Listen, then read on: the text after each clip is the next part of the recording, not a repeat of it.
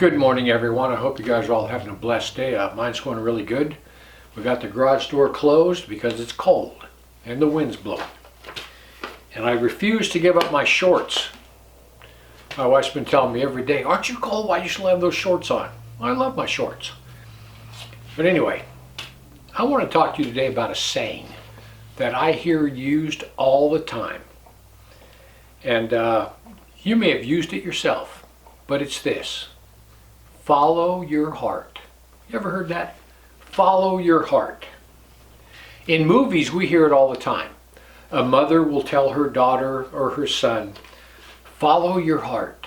It will never lead you astray."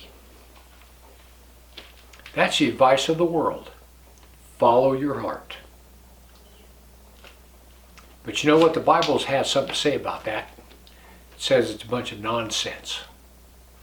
Jeremiah 17:9, this is what Jeremiah says about the heart.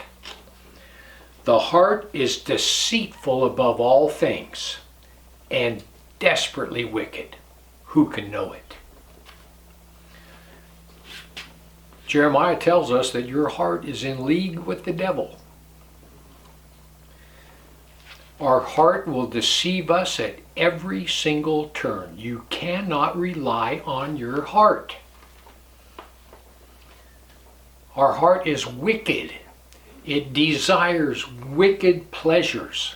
That's all your heart is concerned with, is fleshly pleasures.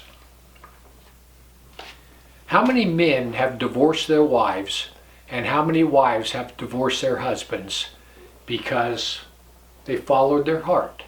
They met someone else, it was exciting. They followed their heart. And here's another good one that goes along with that. If it feels good, do it. Just another satanic lie. Sin feels good. Everybody will admit to that. If sin didn't feel good, we wouldn't do it. But it does. This is what it says in Genesis 8:21a. "And the Lord smelled a sweet savor, and the Lord said in his heart, I will not again curse the ground for man's sake. For the imagination of man's heart is evil from his youth."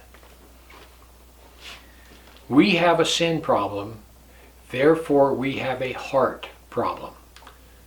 We have a heart problem because we have a sin problem. How many people go into debt buying something that they simply can't afford? Because it felt good, so they just did it. Their heart told them, "You deserve this, even though you can't afford it. You deserve it." I've heard people say after making a big purchase, "Well, it felt good at the time. Even though I'm stuck with payments for the next 6 years, it still felt good at the time." People, listen.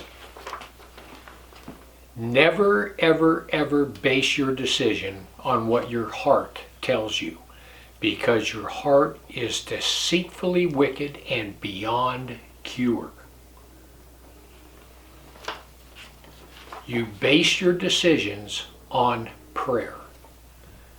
Any big decision you have to make, you never make it on the spot. You never do an impulsive buy. You come home and you get on your knees and you ask God about it. And God will tell you. He will lead you. The next thing you do is you look at God's Word. You look at God's Word. If God's Word is definitely against it, then it's a no. And if you do it anyway, you're going to suffer for it. And the last one is, all of your decisions based on your prayer,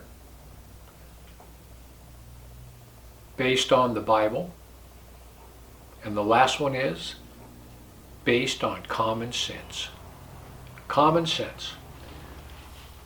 If you can sit there and say, "You know what, I can't afford a $400 a month car payment," then you don't go out and buy a car that's going to cost you $400 a month. "You know, I can't afford a divorce, nor do I want one.